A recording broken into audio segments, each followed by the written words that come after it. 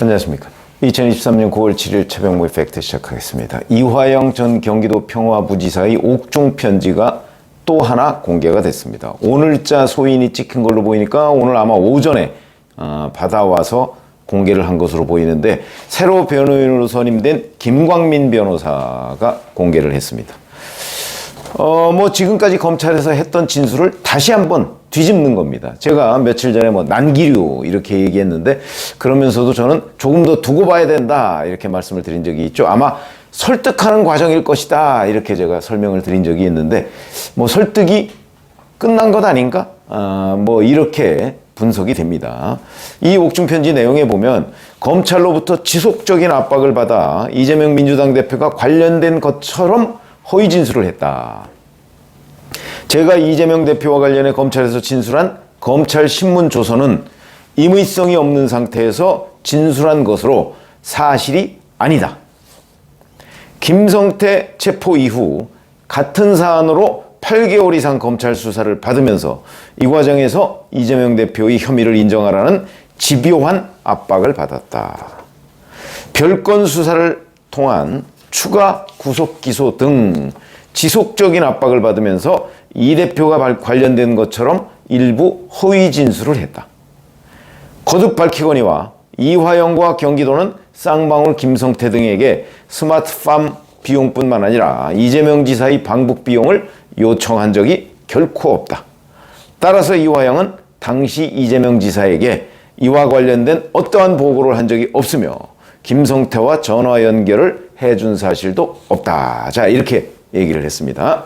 이렇게 되면 이제 상황은 제가 6월 중순쯤부터 이화영 전 부지사가 그 입장을 바꿔서 검찰에서 진술하기 시작했다 이렇게 말씀드린 적이 있었죠. 6월 중순 이전 상황으로 돌아가는 겁니다. 그러면 이제 왜 과연 이화영 전 부지사가 6월 중순에는 실토를 했을까? 그때 제가 말씀도 드린 적이 있었죠. 결국은 김성태 전 쌍방울그룹 회장이 아주 상세하게 과거 일에 대해서 동영상을 찍듯이 검찰에 진술을 했고, 또 하나 안부수 아태협 회장이 또 그와 걸맞는 똑같은 맥락이 같은 진술을 했고, 그 다음에 안부수 아태협 회장의 그 설명을 듣고 작성한 문재인 정부 당시의 국정원 문건이 압수가 되어 있고, 그 다음에 쌍방울그룹의 임직원들의 증언이 있고, 이 증언이 다 일치합니다. 이화영 전 부지사만 그동안에 이 부분을 부인해 왔던 거죠. 그런 거 하나 있고, 그 다음에 또 요즘에 제가 새로 찾아본 건데 5월 말에 보면 안부수 아태협 회장에 대한 1심 선고가 있습니다. 여기서 쌍방울의 대북 송금 부분이 인정이 됐습니다.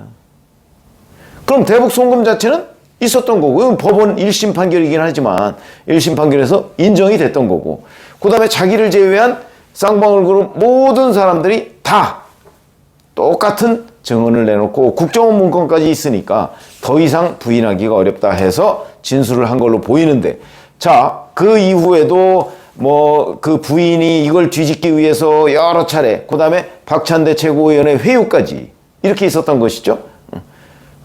그런데도 그 법정에서는 자, 이 부분에 대해서 김형태 그 변호사가 8월 8일에 의견서를 냈을 때도 그 부분에 대해서 동의하지 않는다까지 얘기를 했습니다. 그런데 결국은 손들었다. 손드는 것 아니냐. 아직도 법정에 나와서 자기가 직접 얘기한 건 아니니까.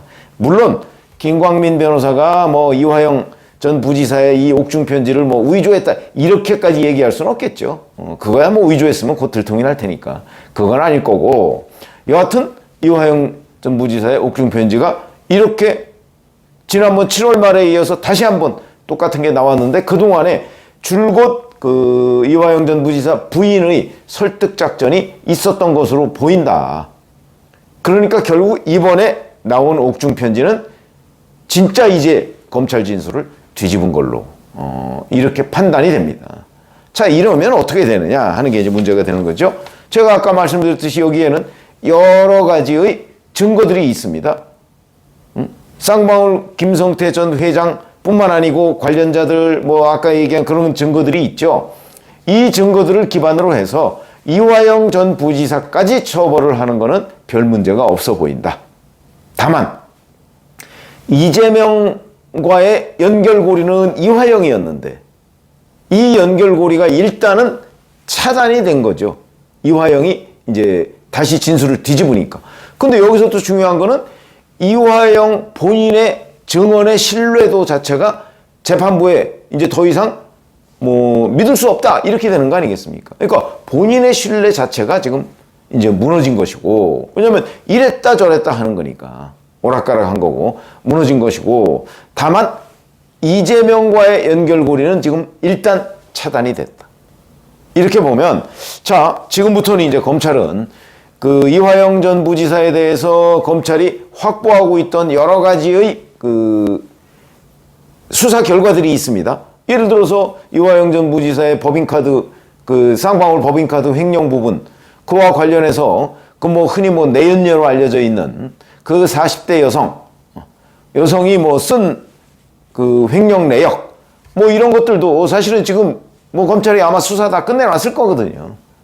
그런데 그 부분을 아직 뭐 기소 여부를 판단하고 있지 않은데, 아마 이화영 전 부지사가 검찰에서 했던 진술을 이제 이런 식으로 옥중 편지로 뒤집고, 그러면 이제 다음 주 화요일에 법정에 나와서 뭐 본인 입으로 이제 뒤집을 가능성이 대단히 커졌죠. 자, 이렇게 되면 결국은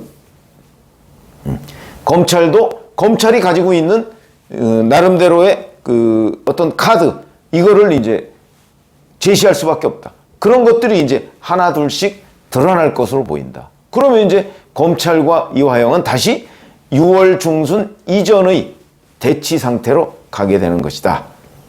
그래서 검찰이, 이거 사실은 뭐 심증상으로는 뻔한 건데, 아니 지사의 방북 얘기나 뭐 이런 것들을, 더군다나 경기도 사업 이거를 쌍방울이 대납하도록 한 거를 지사 모르게 부지사가 혼자 다 처리했다는 게 뭐 말이 됩니까? 코미디 같은 얘기죠.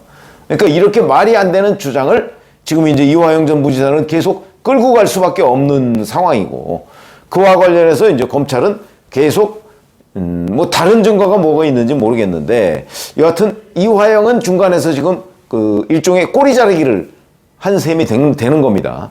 그러면 이재명 대표로서는 쌍방울 대북 송금 문제와 관련해서는 일단 꼬리를 잘랐다, 이렇게 보고 있는지 모르겠으나, 검찰이 이 외에 추가로 가지고 있는 증거가 또 있을 수는 있습니다.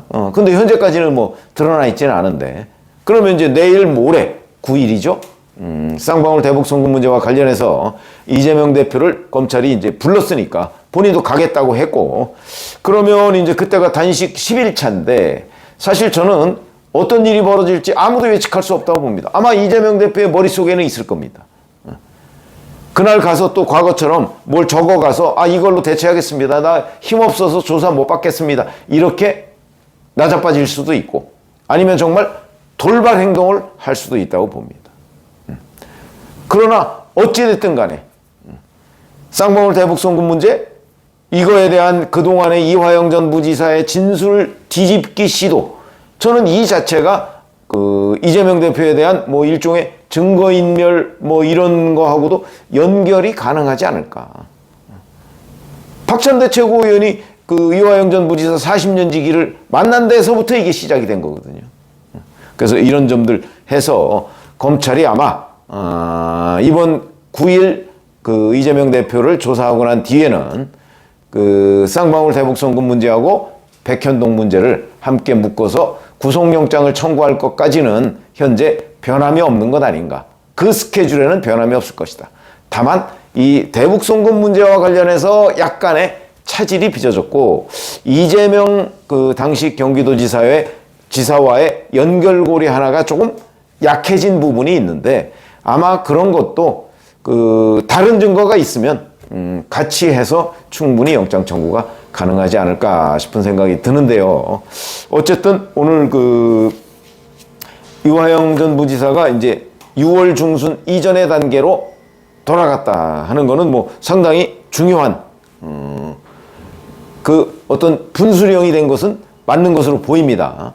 그렇게 되면 이제 검찰은 여기서 백현동 배임 의혹에 조금 더 중점을 둬서, 그리고 부지사가 한 일을 지금 그 지사가 전혀 모르게 부지사가 했다. 뭐 이런 부분, 이런 거를 이제 상식선에서 재판부가 판단하도록 이렇게 구속영장 청구서를 검찰이 쓰질 않을까 이렇게 생각이 드는데 뭐 우선 9월 9일에 그 이재명 대표의 그 검찰 출두에서 어떤 일이 벌어지는지 저는 뭐 돌발 행동이 있을 가능성이 상당히 높다 이렇게 봅니다. 그것도 한번 지켜봐가면서 그 일정을 우리가 분석을 해야 되겠다 이런 말씀을 드립니다. 고맙습니다.